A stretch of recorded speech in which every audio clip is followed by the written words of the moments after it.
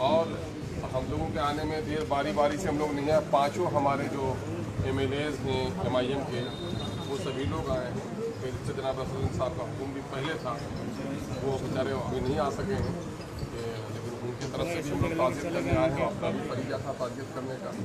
हम सभी लोग यहाँ पर इस वक्त MIM के खादिम लोग पहुँचे हुए हैं। सर ये दौरा राजनीतिक है, बातें हुई है सर। देखिए, सवाल ये पैदा होता है कि रिश्ता अगर किसी आदमी को मंदिर से और मस्जिद से है तो सफ़र भी करता है तो बैठकर इबादत कर लेता है।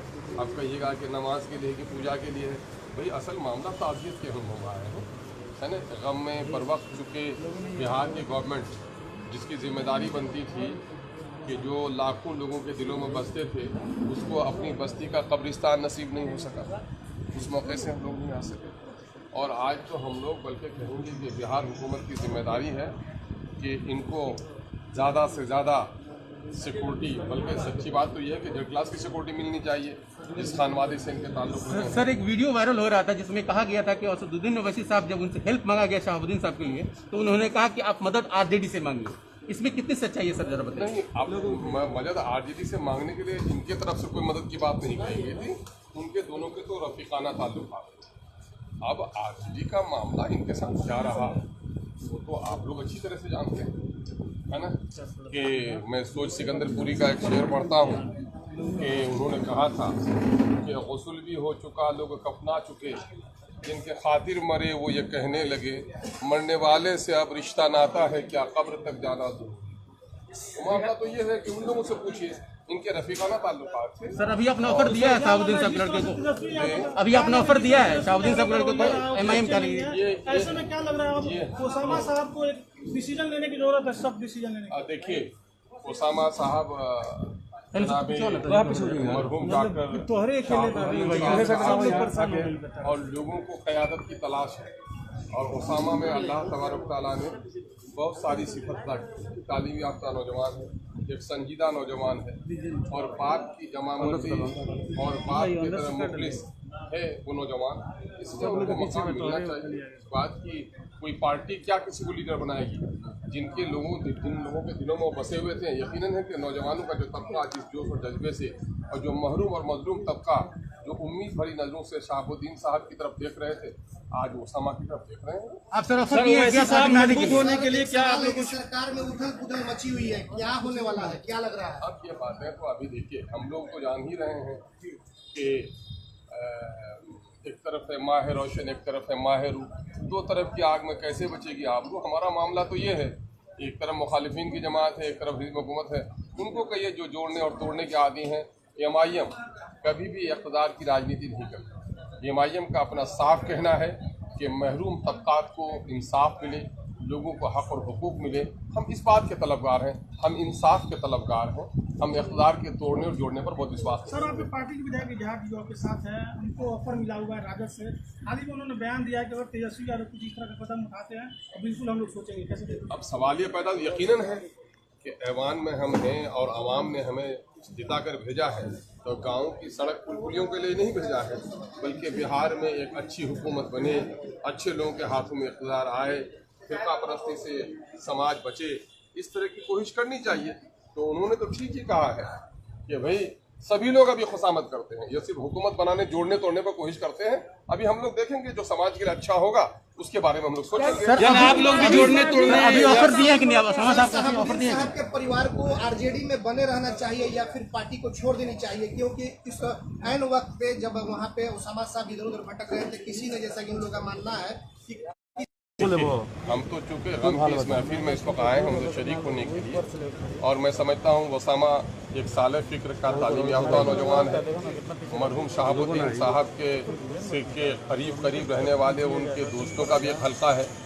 अभी मरहूम की अहलिया मोहतरमा हिना साहिबा वो इस वक्त इद्दत गुजार रही है। मैं समझता हूँ कि वो भी संजीदा लेडी हैं। उसके बाद ये लोग जो भी फैसला लेंगे तो जाहिर है इनका फैसला सिर्फ इनकी ज़ात के लिए नहीं, बल्कि उन तमाम तर लोगों को सामने में रख कर लेंगे जिनकी क़यादत मरहूम शहाबुद्दीन साहब करते हैं। हम लोग का क्या दखल होता है सर? लेकिन फिलहाल आप लोगों की नज़र जो है, बताया जा रहा है है तो क्या लग रहा है, अगर साजिश के तहत हत्या की गई तो उसामा साहब को सुरक्षा मिलनी चाहिए? बढ़िया यकीनन उसामा साहब को हमने पहले भी कहा कि उसामा साहब को इस वक्त जेड क्लास की सिक्योरिटी मिलनी चाहिए।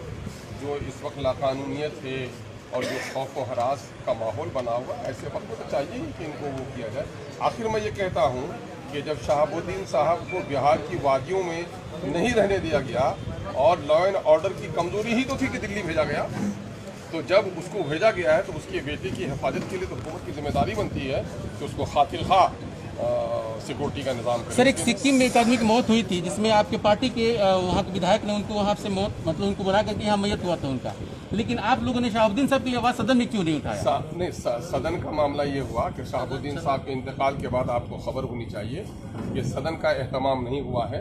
हम लोगों ने अपने तरफ पर मकदूर व पूरी कोशिश की कि शहाबुद्दीन साहब को घर लाया जा सके। हम ही नहीं, बहुत सारे लोगों ने कोशिश की, बल्कि बिहार के तड़पते हुए नौजवानों का एक बड़ा तबका हुजूम, लाखों लोगों की ये ख्वाहिश थी कि शहाबुद्दीन साहब को 2 गज ज़मीन अपने शहर में अपनी बस्ती में मिलनी चाहिए। ये तो हुकूमत को फैसला करने का वक्त था। कोरोना में आपने नहीं देखा कि कोरोना में एक समझिए कि कर्फ्यू का नफाज, लोगों की ज़बान बंद, सड़कों पर आना बंद, ये सारा कुछ तो गोया इस तरह से गोया कर्फ्यू के नफाज में इन लोगों ने फैसला लिया।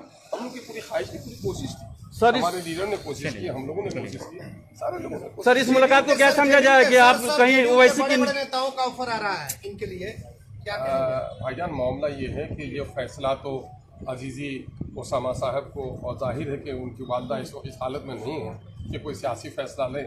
इद्दत के बाद मैं मुमकिन समझता हूँ कि कोई भी फैसला लेंगे उसामा तो बेहतर फैसला लेंगे। अच्छे बाप के बेटे हैं, अच्छा फैसला लेंगे, ये उनका फैसला। आज मीटिंग का मकसद का ये तो नहीं कि ओवैसी का नज़र या उसामा साहब पे और बिहार पे मजबूत पकड़ कर लीजिए।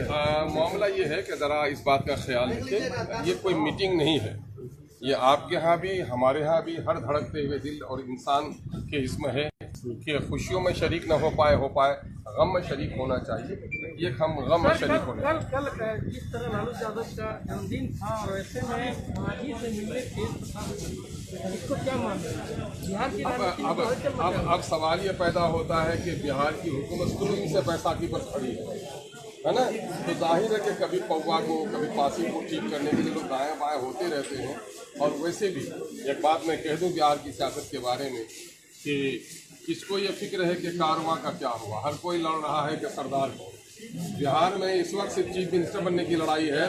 जनता का कोरोना में क्या हाल हुआ, बच्चों की पढ़ाई कहाँ गई, नौजवानों का रोजगार कहाँ गया, इस पर बात करने के लिए कोई भी तैयार नहीं है। सारे लोग इख्तियार की बात करते हैं, मीडिया के लोग हैं। आपके माध्यम से हम कहना चाहेंगे कि नौजवानों को जगाइए कि किसी के इख्तियार बदलने और नहीं बदलने से तुम्हारी तस्वीर नहीं बदलने जा रही है। तुम्हारे हक और हुकूक कैसे मिलेंगे, इस बात की आवाज़ उठाओ, यही हमारी का नारा है। ठीक है, चलिए।